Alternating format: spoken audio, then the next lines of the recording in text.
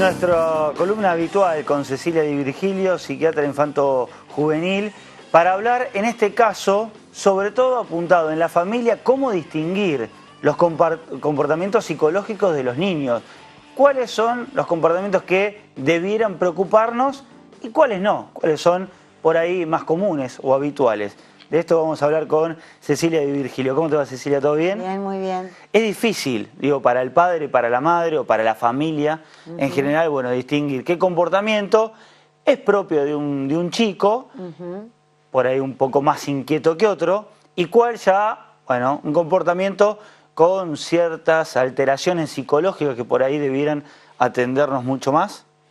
Sí, perfecto. Bueno, mira, un punto importante es recordar que, bueno, lo que es la infancia, ¿no? La niñez y la adolescencia es un grupo etario grande, digamos, y todo depende, y cuando hablamos de niños y adolescentes tenemos que hablar de acuerdo a la edad.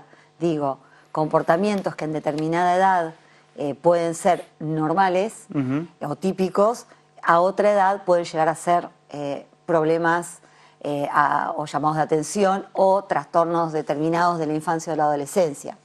Por ejemplo, pensemos que, así como te decía, que empieza desde temprana edad, después del nacimiento, digamos, el desarrollo empieza ya desde el momento que el niño nace.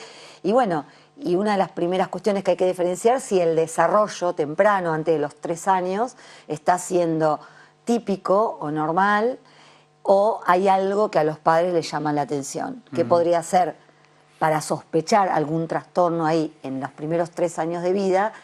Sería si algo del desarrollo típico no estaría apareciendo en los primeros años de vida.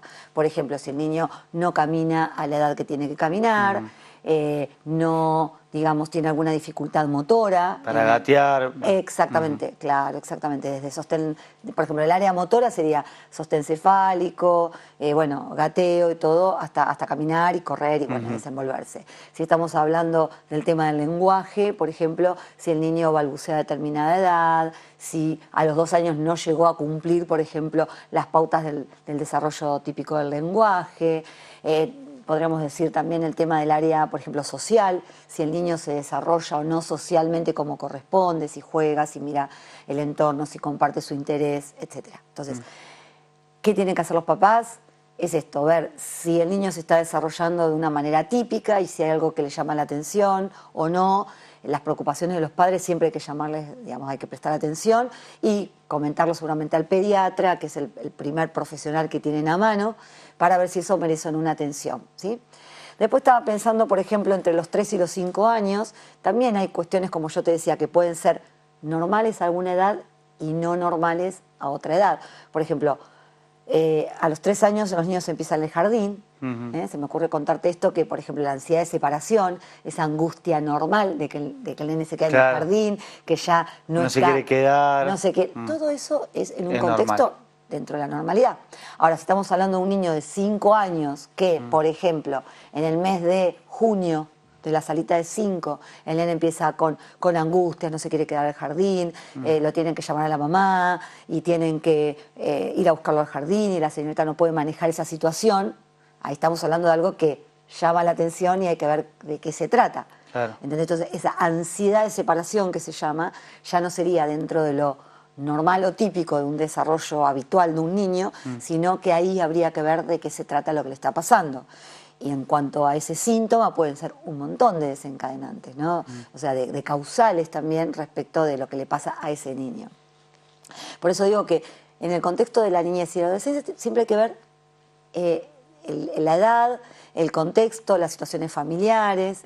Lo mismo, por ejemplo, ya en la etapa escolar de la primaria, bueno, hay cuestiones, ya te digo, que pueden ser sumamente normales, típicas, que un niño tenga un desarrollo particular del aprendizaje o no siga todas las pautas tal cual. A ver, para decirlo fácil, hay niños que son un poco más lentos para aprender, pero igual están dentro de un patrón típico de desarrollo del aprendizaje, por ejemplo, y otros que no, que ya uno ve que fin de primer grado, segundo grado, no ha logrado, por ejemplo, lectoescritura, entonces ahí obviamente ya uno tiene que estar prestando atención si hay algo del orden del aprendizaje, del orden de los aspectos cognitivos, del orden de la conducta o cuestiones emocionales que pueden estar interfiriendo en ese niño que hacen que no pueda aprender bien.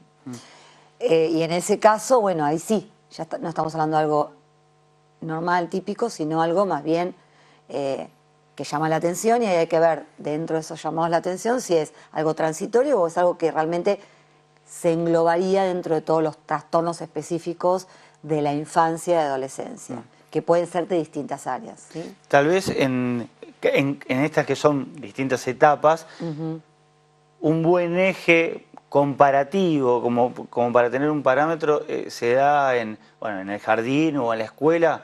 Es decir, bueno, ciertos comportamientos que por ahí ves que en alguno de sus compañeros están, bueno, es propio de la edad, claro. Y algún comportamiento que por ahí no se da en ninguno, es decir, bueno, que te llame la atención, pues por ahí dentro de la casa, no sé, imagino que por ahí es más complicado, ¿no? Claro, y otra cosa importante que tiene que ver con lo que vos decís es que un síntoma determinado puede aparecer, por ejemplo, angustia, Sí. miedos, no poder quedarse solo. Hay que ver si esto se repite en más de un contexto de la vida de ese niño o se da en todos, ¿no?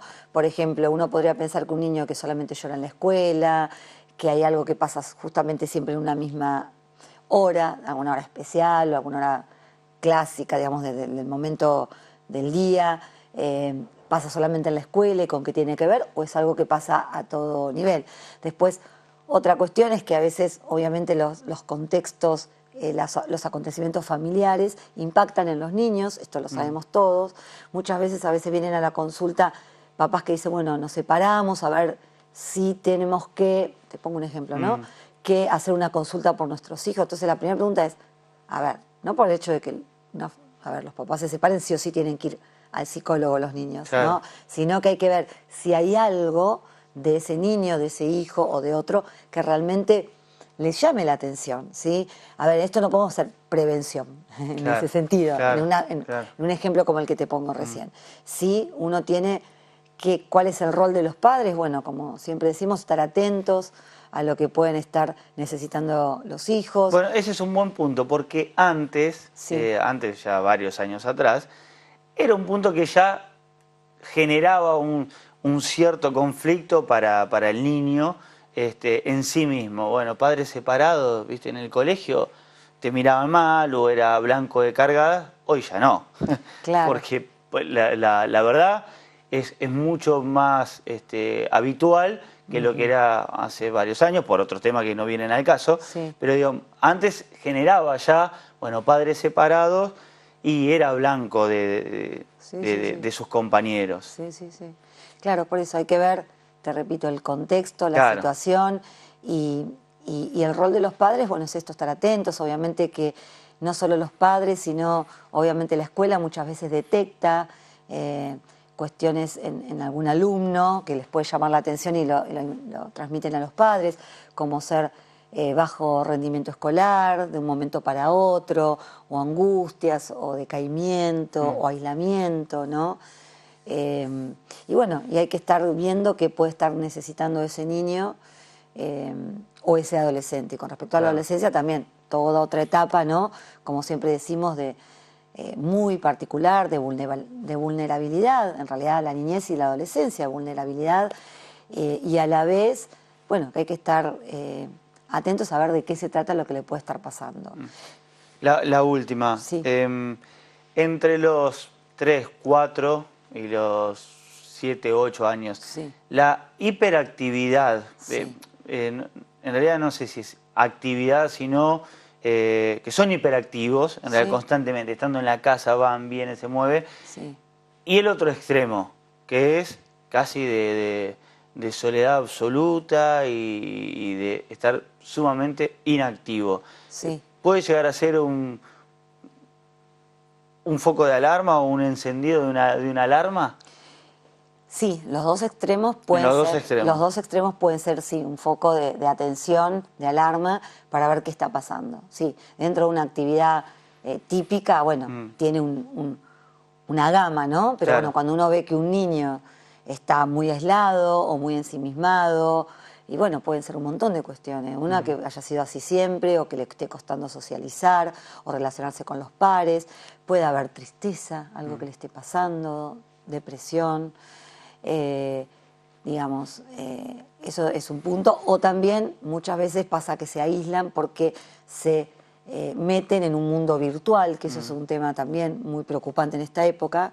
Me refiero a estar sumamente inmersos en el tema de la tecnología y todo esto, y hace que realmente muchas veces corten la vida real por lo virtual. Ojo que eso es, bueno, ya sabemos, hemos hablado de lo que es la adicción a los videojuegos y estas cuestiones.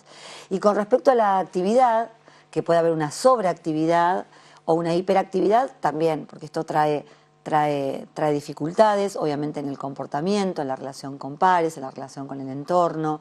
Hay que ver si está acompañado de impulsividad, falta de control de impulsos, si hay también un déficit de atención asociado. Entonces ya estamos hablando de cómo se va yendo de lo que es algo esperado, un niño inquieto, pero digamos sin patología, digamos, un niño más inquieto que lo habitual, o ya hay cuestiones asociadas que pueden estar configurando un trastorno. ¿Y cuándo es trastorno? Cuando eso perjudica e interfiere en el normal desenvolvimiento de la vida de un niño.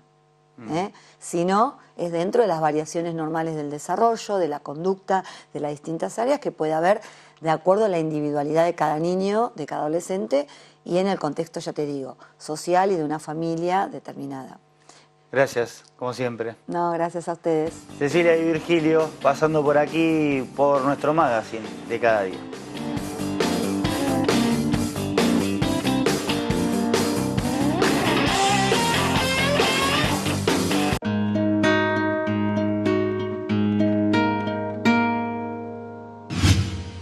Imagen Platense, el canal de la ciudad.